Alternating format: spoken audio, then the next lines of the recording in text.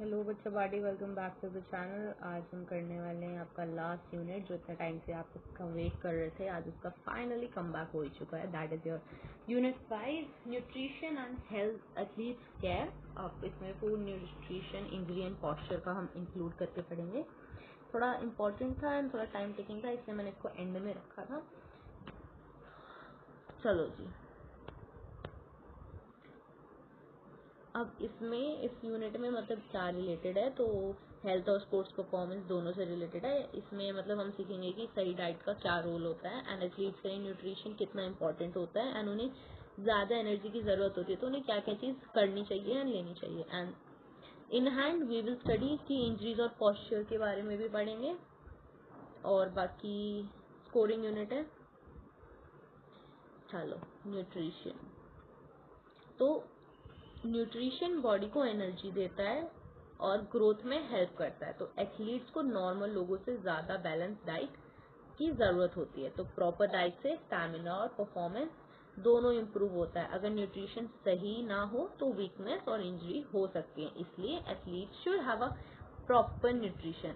अब यहाँ पे ये टर्म यूज हुआ है तुम्हारा न्यूट्रिशन, तो आओ आगे बढ़ते कि न्यूट्रिशन होता क्या है। तो न्यूट्रिशन का मतलब होता है फूड का इनटेक और उसका बॉडी में यूज। समझे? न्यूट्रिशन को तुम इनटेक कर रहे हो, बट वो कहाँ कहाँ कैसे यूज हो रहा है, कितना चाहिए यूज के लिए, वो न्यूट्रिशन। तो ये प्रोसेस बॉडी को एनर्जी, ग्रोथ और रिपेयर के लिए हेल्प करता है। अगर न्यूट्रिशन प्रॉपर हो तो बॉडी ऑफ कोर्स हेल्दी रहती है एंड एथलीट्स के लिए ये और भी इम्पोर्टेंट होती है बिकॉज उन्हें डेली ट्रेनिंग करनी होती है, इस वजह से। तो न्यूट्रिशन एक कंपोनेंट, मिक्सचर ऑफ कंपोनेंट का एक टर्म है जिसके अंदर आपके बहुत सारे वेरियस टाइप ऑफ कंपोनेंट्स आते हैं। As you studied in class 12th also nutrition micro and macro. Micro वही जो कम चाहिए, मैक्रो जो सबसे ज्यादा चाहिए। आगे बात करेंगे इसके बारे में, नो वरीज। तो जी, ये है nutrition, the process of intake of the food and utilisation of it.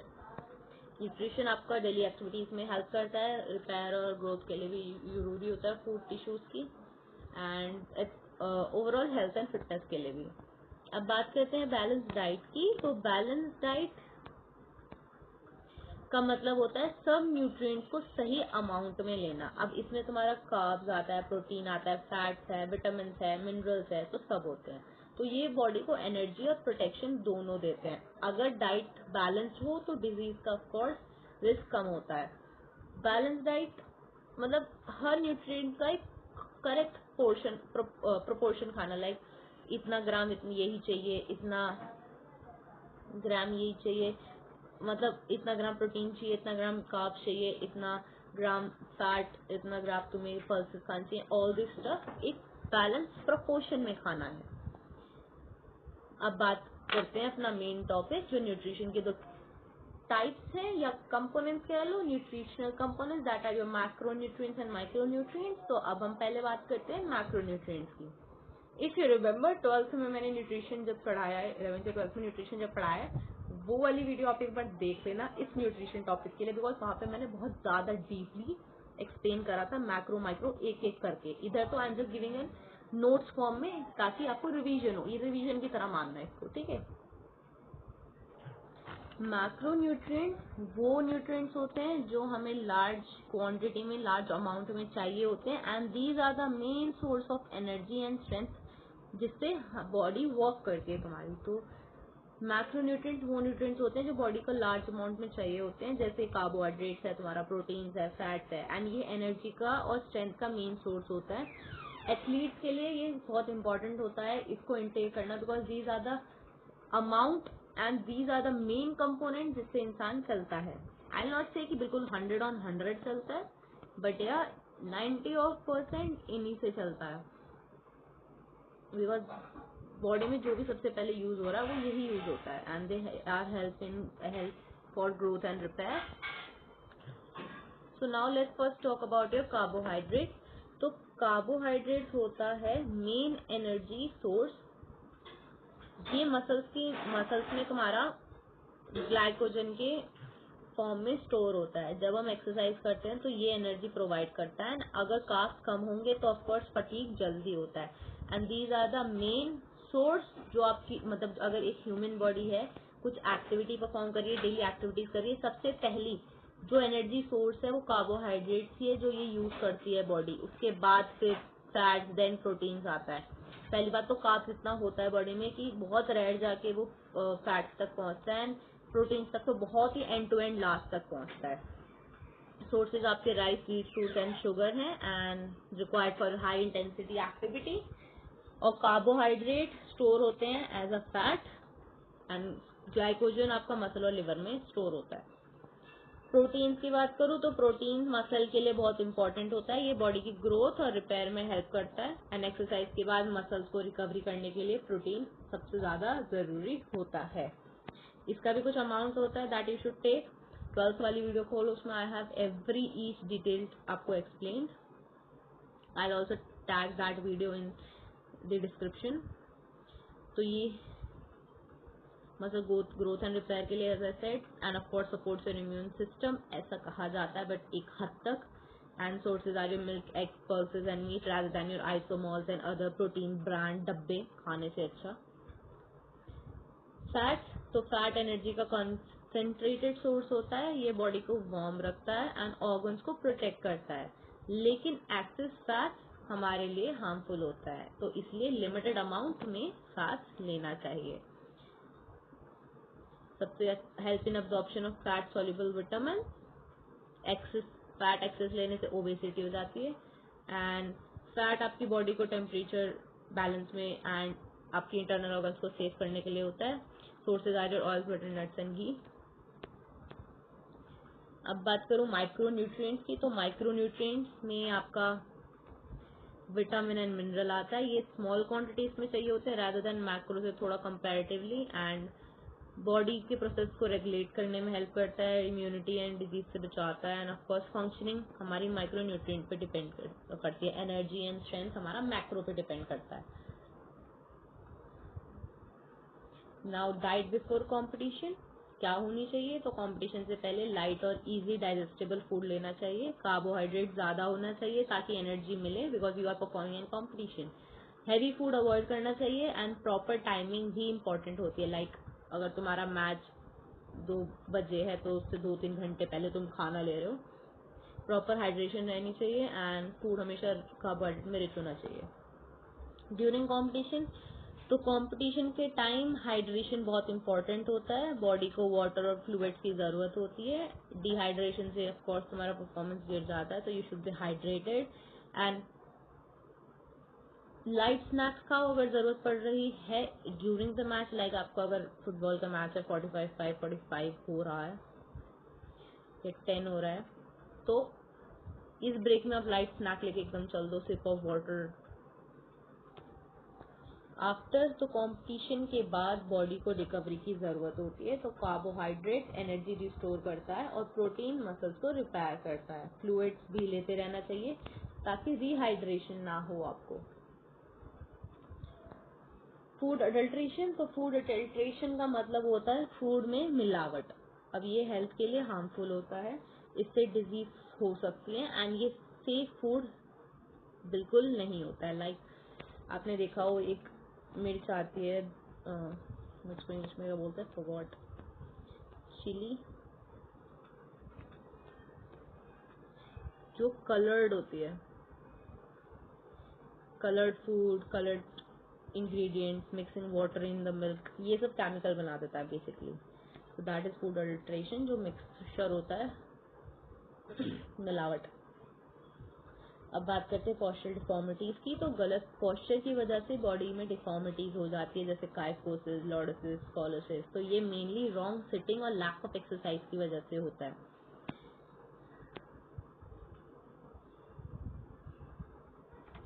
जैसे दिख रहा होगा आपको, round shoulders, military pose, slumping posture, flat pelvis, below back, and this is a good posture जहाँ पे सब अलाइंड है। मैंने यहाँ पे मेंशन भी करा है, you can have a look कि लॉर्डोसिस राउंड बैक होती है।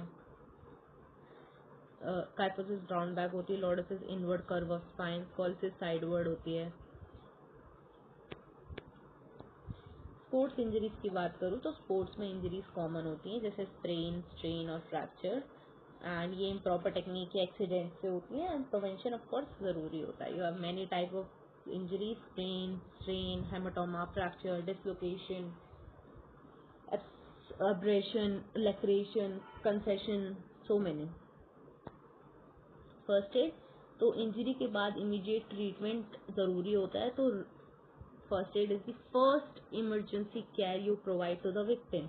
इसमें हम राइस मेथड यूज़ करते हैं, rest, ice compression and elevation, ताकि पेन और स्वेलिंग कम हो सके, रिकवरी फास्ट हो, एंड अगर कुछ इमरजेंसी है तो और ज़्यादा बढ़ने से पहले आप उसको रिकवर मतलब होल्ड करा सको। कंक्लूजन, तो न्यूट्रिशनल एथलीट केयर के बारे में पढ़ा है, तो बैलेंस डाइट और प्रॉपर केयर से परफॉर्मेंस इंप्रूव होती है, एंड ये हेल्दी लाइफस्टाइल के लिए इम्पोर्टेंट होती है। डोंट वरी, टेंशन मत लो, इतना नहीं है जो इतना हुआ हो रहा था। यूनिट 5 बाद में आएगा, 6 मिनट 9 मिनट में ख़त्म करके आई टेल यू आगे अब चीज़ें। अब हम बात करेंगे, क्योंकि इफ यू हैव सीन मैंने मैक्रो तो पढ़ा दिया था, माइक्रो नहीं पढ़ाया था। अब माइक्रो पढ़ेंगे, then I will tell you about postural deformities और स्पोर्ट्स इंजरीज जो हैं कुछ। ओके, माइक्रो न्यूट्रिएंट्स हम छोड़ चुके थे, तो माइक्रो न्यूट्रिएंट्स की बात करते हैं। तो माइक्रो न्यूट्रिएंट्स, तो we were talking about micro nutrients, मैंने पीछे छोड़ा था। तो micro nutrients, we have micronutrients into two types, that is your vitamins and minerals। तो माइक्रोन्यूट्रिएंट्स जैसे मैंने बोला कि हमें स्मॉल क्वांटिटी में चाहिए होते हैं, एंड बॉडी के फंक्शंस को रेगुलेट करते हैं, इम्यून सिस्टम को हमारा स्ट्रॉन्ग बनाते हैं, डेफिशिएंसी से डिजीज होती है तो उस चीज़ को भी प्रोटेक्ट करते हैं। मतलब इन चीज़ की डेफिशिएंसी होती है तभी तो डिजीज होती है। तो अब टाइप्स में मैंने बोला आपको विटामिन और मिनरल। तो विटामिन ऑर्गेनिक कंपाउंड्स हैं, ऑर्गेनिक कंपाउंड्स हैं, बॉडी के प्रोसेस रेगुलेट करते हैं, एंड मिनरल्स इनऑर्गेनिक सब्सटेंस हैं, बॉडी का स्ट्रक्चर और फंक्शंस मेंटेन करने में हेल्प करते हैं। तो विटामिन में आपका एडिक एंड बी प्लस इसलिए बी के साथ advance, and C, and minerals में आपका calcium, iron, iodine, sodium, potassium, phosphorus आता है। अब बात करूँ आपकी विटामिन ए की, will talk about your vitamin A. तो जी विटामिन ए का नाम होता है आपका रेटिनॉल, एंड फंक्शन होता है विजन इम्प्रूव करना, स्किन हेल्दी रखना। सोर्सेज आपका कैरेट, मिल्क, ग्रीन वेजिटेबल, और इसका deficiency is your night blindness. मतलब अगर ये कम होगा तो ये हो सकता है, that is your night blindness, dry skin. ठीक है जी, नोट्स बनाते जाओ। नेक्स्ट विटामिन बी की बात करूं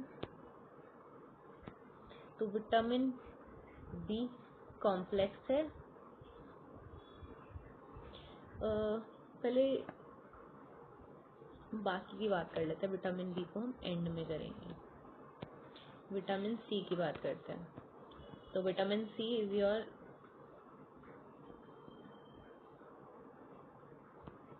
एस्कॉर्बिक एसिड। फंक्शन यही है कि इम्यूनिटी बूस्ट करता है, वाउंड्स को मतलब चोट को हील करने में हेल्प करता है। सोर्सेज क्या है इसकी, आपका साइट्रस फ्रूट जैसे ऑरेंज, लेमन, एंड इसकी कमी से आपको स्कार भी होता है, मतलब गम्स में ब्लीडिंग होती है। Next we have vitamin D. अब आपको ये एक चीज़ ये होगी कि मैंने ये दोनों चीज़ अलग में लिखी हुई है, एक बारी में भी तो लिखी जा सकती थी। तो these are your fat solubles and these are your water solubles. तो ये चीज़ का दो का फर्क होता है इसमें।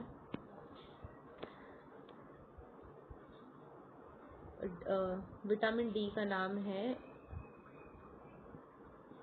कैल्सीफेरॉल। फंक्शन कैल्शियम को अब्जॉर्ब करता है, बोन्स को स्ट्रॉन्ग बनाता है। सोर्सेज इसके सनलाइट और मिल्क है, मेनली तो सनलाइट है। डेफिशिएंसी से हो सकता है रिकेट्स चिल्ड्रंस में, एंड बड़ों में हो सकता है osteomalacia. These are for your child and ये अडल्ट में। ठीक है जी।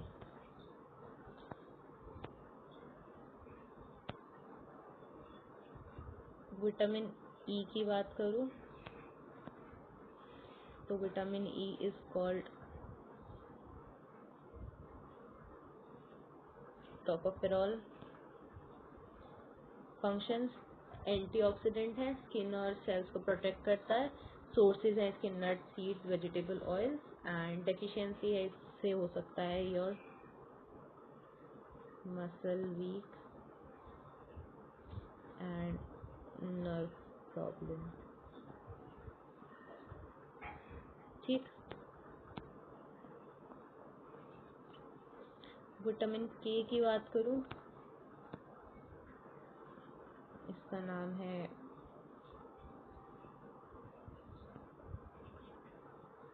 पेलोक्यूनन।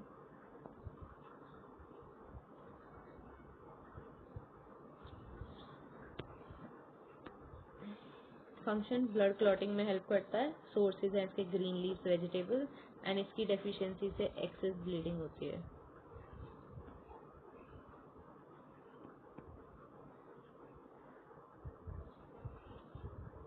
ठीक है। अब विटामिन बी की बात करते हैं। Bit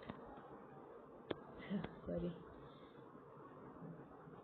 vitamin B complex because it have too many to study। तो पहले फंक्शंस बता देते हैं। तो energy production, nervous system support के लिए, एंड सोर्सेज इसके होल ग्रेन, एग, मिल्क। अब बात करते हैं, और एक इनकी जो कॉमन डेफिशिएंसी है सबकी, दैट इज योर वीकनेस। मतलब जितने भी बी के सोर्स हो, मतलब टाइप्स हैं, उनका एक कॉमन डेफिशिएंसी वीकनेस है। बाकी एक बर्बरी है, दैट इज योर B1 के कारण, अनीमिया B12 के कारण। अब बात करेंगे, चलो आई शुड बी विद, दिखेगा ये, it won't be. B1 it is your thiamine, B2 is your riboflavin, B3 की बात करूँ नियासिन, B4 की बात करूँ, सॉरी B4 नहीं, B6 की बात करूँ तो इट्स योर पैरो, एक सेकेंड, 1 2 3 6 is your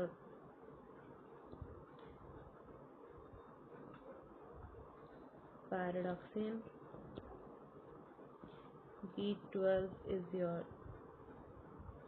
इसकी थोड़ा बड़ी है स्पेलिंग, आई विल राइट नीचे, कर्सर चेंज,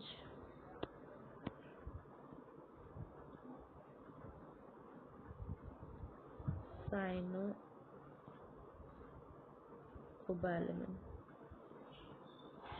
ठीक है जी।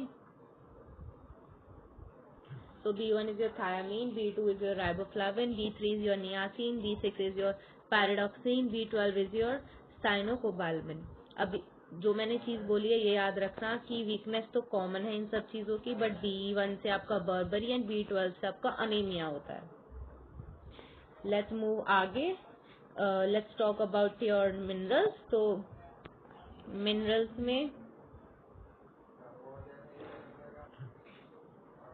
में ये है calcium, iron, iodine, sodium, potassium and phosphorus. Calcium की बात करूं तो इसका फंक्शन है बोन्स और टीथ को स्ट्रांग बनाना। सोर्सेज है इसके मिल्क और चीज, एंड इसकी डेफिशिएंसी से you can have is osteoporosis, that is your weak bone वाली बीमारी। आयरन की बात करूँ तो हीमोग्लोबिन के फॉर्मेशन के इसका मेन फंक्शन होता है। सोर्सेज इसके ग्रीन वेजिटेबल्स और जैगरी होता है। जैगरी इज योर गुड़। डेफिशिएंसी से इसकी डेफिशिएंसी से you can have is anaemia. Iodine मतलब थायराइड हार्मोन प्रोडक्शन के लिए होता है। इसका सोर्स होता है तुम्हारा आयोडाइज सॉल्ट एंड इसकी डेफिशिएंसी से आपको हो सकता है गोइटर। गोइटर अगर आपने स्वॉलन नेक देखी हो किसी की, दैट। सोडियम और पोटेशियम की कॉमन है चीजें। फ्लूइड बैलेंस मेंटेन करता है, मसल की फॉर्मेशन में हेल्प करता है एंड इसके सोर्सेज है आपके सॉल्ट और बनाना। एंड इसकी डेफिशिएंसी से you can have is your weakness, जैसे मैंने कॉमन बताया, weakness. And second is your muscle cramps, muscles में क्रैम्प्स आना। Last we are left with is, I write here, phosphorus. Phosphorus इसका function है bone और टीथ का डेवलपमेंट। सोर्सेज है इसके मिल्क और फिश एंड डेफिशिएंसी से is your weak bones only. तो यार these were your vitamins and minerals and micronutrients. अब बात करते हैं आगे हम आपका डिफॉर्मिटीज के बारे में। डिफॉर्मिटीज के कर्सर का है।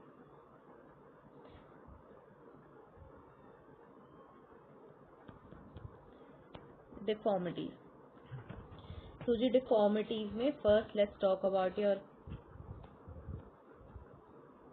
Kyphosis, then we'll talk about your Lordosis,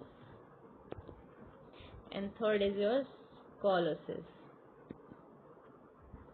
तो जी ये तीनों ही आपके स्पाइन से रिलेटेड है, ये चीज याद रखना। मेन इनका रूट क्या है। तो काइफोसिस को हम कहते हैं राउंड बैक, लॉर्डोसिस को हम बोलते हैं hollow back and scoliosis is your side curvature. अब काइफोसिस मतलब अपर बैक थोरासिक रीजन में एक्सेसिव आउटवर्ड कर्व आना, मतलब पर्सन झुककर चलने लगता है। इसके कॉज हो सकते हैं wrong sitting posture, weak back muscles and इसके इफेक्ट हो सकते हैं कि राउंड शोल्डर्स बन जाएगा, बैक पेन रहने लगेगा, नेक पेन रहने लगेगा। करेक्शन क्या हो सकती है, बैक स्ट्रेंथनिंग एक्सरसाइजेस और करेक्ट पोस्चर प्रैक्टिस हो एंड स्माइल विल राइट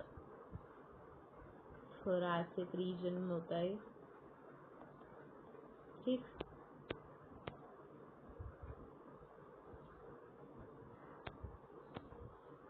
बाकी lordosis is your hollow back, मतलब लोअर बैक में, इसमें तुम्हारा लंबर रीजन में दिक्कत आती है, तो एक्सेसिव इनवर्ड कर्व आ जाता है। इसमें याद रखना, इसमें तुम्हारा आउटवर्ड आता है, इसमें तुम्हारा इनवर्ड आता है। कॉजेज क्या हो सकते हैं, obesity, weak abdominal muscles, affect stomach बाहर निकलने लग जाता है, लोअर बैक में पेन रहने लग जाता है, हिप्स में भी रहने लग जाता है। एंड इसके करेक्शन क्या है, कोर स्ट्रेंथ एक्सरसाइजेस करो, प्रॉपर पोस्चर मेंटेन करके रखो। स्कॉलोसिस में जैसे मैंने पहले ही बताया था, एस या फिर सी का फॉर्म हो जाता है, स्पाइन का साइड वे लेफ्ट या राइट में कर्व हो जाता है, मतलब आगे पीछे नहीं, साइड में हो जाता है। तो अनइक्वल लेग लेंथ हो जाती है, रॉन्ग पोस्चर रहने लग जाता है, जेनेटिक फैक्टर भी हो सकता है इसके कॉज। एंड इफेक्ट्स क्या होते हैं कि बॉडी अनइवन दिखने लग जाती है, लाइक अगर ये शोल्डर है तो एक नीचे है, एक ऊपर की तरफ है, हिप इम्बैलेंस भी हो जाता है। करेक्शन क्या है, स्पेशल एक्सरसाइजेज होते हैं लाइक हैंगिंग करना, मेडिकल ट्रीटमेंट से भी इसको ट्रीट कर सकते हैं। ये याद रखना कि ये तुम्हारा स्पाइन से रिलेटेड है, स्पाइन से सिर्फ तीन ही बीमारी है related, kyphosis, lordosis and scoliosis. अब आगे अगर मैं बात करूं लेग से रिलेट जो है, that are your knock knee, बो leg and your flat foot.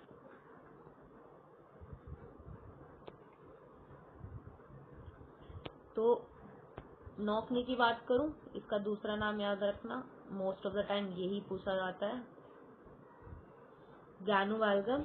बो leg is your गैनु Varam and flat foot का कोई नाम नहीं होता. So yeah, I should write it in black, I guess. No, it's not visible. Leg से related है. तो नॉक नीज मतलब एंकल्स अपार्ट हो जाते हैं, ऐसे वाली लेग हो जाती है मतलब, एंड इसके अंदर घुटने अंदर की तरफ बेंड हो जाते हैं. व्हाट डू वी से, इसके कॉजेज हो सकते हैं week muscles and improper growth. Corrective measures exercise और फिजियोथेरेपी है. बो लेग्स में कर्व आउटवर्ड्स हो जाता है, घुटने अलग हो जाते हैं, एंड विटामिन डी डेफिशिएंसी से होता है. एंड डाइट प्लस एक्सरसाइजेस को करेक्ट कर सकते हैं. फ्लैट फुट आपका जो, अगर आपने पैर का फॉर्मेशन नोटिस करा हो तो समथिंग कुछ ऐसे बनता है, मतलब ये आर्च बनता है, बट फ्लैट फुट में वो स्ट्रेट होता है. तो जहाँ आर्च ना बने वो फ्लैट फुट है. इसमें इसके कॉजेज हो सकते हैं फुट मसल्स वीक हैं, इफेक्ट इसके पेन रहने लग जाता है चलते वक्त, एंड स्पाइन में पेन रहने लग जाता है, एंड इसके correction of course foot exercises है. बाकी जी या दीज वर डिफॉर्मिटीज. अब बचती हैं sports injuries. Now let's talk about your sports injuries.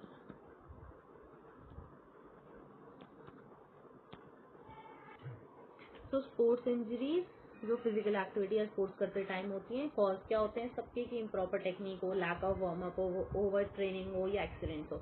तो स्पोर्ट्स इंजरीज दो टाइप में है, soft tissue and hard tissue. Soft tissue आपके स्किन से रिलेट हो जाता है, हार्ड टिश्यू आपके बोन से रिलेट हो जाता है. सॉफ्ट टिश्यूज इंजरी में आते हैं आपके मसल्स, लिगामेंट, टेंडेंस, इन सब में होती है. एंड हार्ड टिश्यू तो ऑफकोर्स मैंने जैसे बोला बोन्स में होता है. कुछ जो सॉफ्ट टिश्यूज में इंजरीज आती हैं, that are your sprain, strain, contusion, abrasion, laceration, concussion. Sprain और स्टेन में बस ये चीज याद रखना, इसकी एक बेस्ट ट्रिक जो इसको याद करने की, इसको याद करने की है वो ये है कि स्ट्रेन में टी आता है, तो T is to your tendon. तो जो स्ट्रेन आता है वो टेंडन में आता है, स्प्रेन आपका लिगामेंट में आता है. तो इस टी से टेंडन याद रखना, ठीक है. तो sprain ligament injury joint area में होती है. इसके अब इसका कॉज सडन ट्विस्ट हो सकता है, सडन फॉल हो सकता है, एंड सडन मूवमेंट हो सकता है. एग्जाम्पल आपका एंकल स्प्रेन आता है, सबसे मोस्ट यही है. And symptom swelling as a pain हो जाता है. स्ट्रेन की बात करूँ तो मसल या टेंडन इंजरी बोलते हैं इसको ओवर स्ट्रेच या ओवर यूज करने की वजह से आ जाती है, एंड सिम्टम्स इसके पेन और वीकनेस होता है.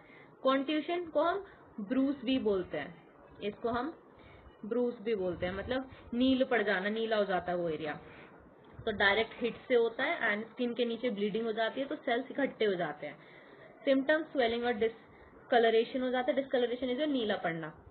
अब्रेशन आपका स्किन रब होने से, मतलब स्किन के ऊपर घसड़ लग जाती है, स्क्रैच हो जाता है, वो सरफेस वाउंड बोलते हैं इसको. फॉल, गिरने से या कहीं चीज से घिसड़ने की वजह से हो जाता है. लैक्रेशन आपका डीप कट होता है, कहीं पे भी आपको किसी शार्प ऑब्जेक्ट से चोट लग जाती है तो कट आ जाता है, ब्लीड्स, वहां पे स्टिचेस की जरूरत होती है. कंसेशन का मतलब होता है कि, मतलब कैसे बताऊं उसको आपको. कंसेशन एक मतलब ब्रेन इंजरी होती है, डायरेक्ट सर पे लगने की वजह से होती है, ठीक. हार्ट टिश्यू में we have a fracture and dislocation. Fracture bone break, fracture आपके कई टाइप्स होते हैं, बोन ब्रेक हो जाती है इसमें. सिंपल, कंपाउंड, ग्रीन स्टिक, बहुत सारे होते हैं. कॉज क्या होता है, फॉल या एक्सीडेंट, एंड सीवियर पेन रहता है, स्वेलिंग रहती है, मूवमेंट बंद हो जाती है. डिसलोकेशन जब कोई जॉइंट अपनी पोजीशन से निकल जाता है, अपनी पोजीशन छोड़ देता है, सडन इम्पैक्ट से हो सकता है. सिम्टम इसके होते हैं कि डिफॉर्मिटी आ जाती है बॉडी में, बैलेंस नहीं रहता है, पेन होता है, ठीक. बाकी कुछ और इंजरीज है कॉमन, जैसे आपका ब्लिस्टर हो गया, क्रैम्प्स हो गया. क्रैम्प सडन मसल पेन हो जाता है डिहाइड्रेट और फटीग रहने की वजह से. ब्लिस्टर मतलब स्किन पे बबल हो जाता है, छाला जिसे बोलते हो. सीरम से हो सकता है, फ्लूइड भी हो सकता है, ब्लड भी हो सकता है. कॉज क्या होता है, फ्रिक्शन की वजह से. What you can do is, आप राइस मेथड फॉलो कर सकते हो, that is your rest, ice, compression, elevation. अब तो ये और एडवांस हो चुका है, पी. तो protection, rest, ice, compression, elevated, ठीक है जी. बाकी या sports injuries. So yeah, that was all about this video. I hope you liked it and समझ आया होगा. ये यूनिट किसलिए मैंने बोला था कि थोड़ा लेट डालेंगे इसको हम. So that was all about this video. I hope you like it. Like, share, subscribe, follow and comment. And wait थोड़ा सा for your 11th-12th का revision part because वो थोड़ा लंबा हो सकती है वीडियो.